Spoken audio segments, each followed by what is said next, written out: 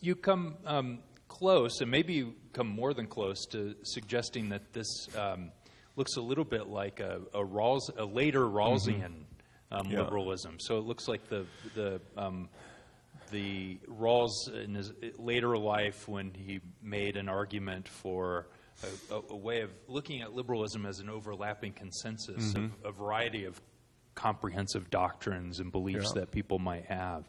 Is that a fair description? I mean, there's a certain amount of sympathy for that Rawlsian project, I think, in the book.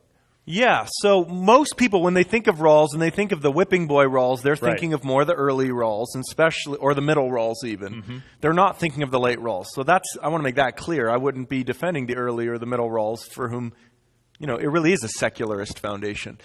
Nor am I saying that I'm happy with everything about the later Rawls, but I'm saying he's right about something here that's helpful to us, about overlapping consensus, where for Christians, we have a Christian foundation that informs this, and we recognize that others don't have that same foundation, but nevertheless we can work with them. And especially what I draw upon in the conclusion to do with Rawls is the idea of a public reason, that we are obligated as Christians as much as possible to give reasons for policies that non-Christians could understand, that don't require them to be Christians to make sense of them, or don't require them to believe in the authority of Scripture to make sense of them. And I think my best argument for that is that Calvin himself did that. I mean, he appealed to Plato.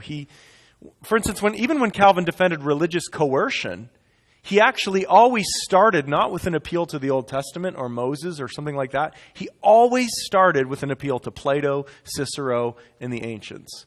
So there's a kind of public reason there that I think is appropriate for us.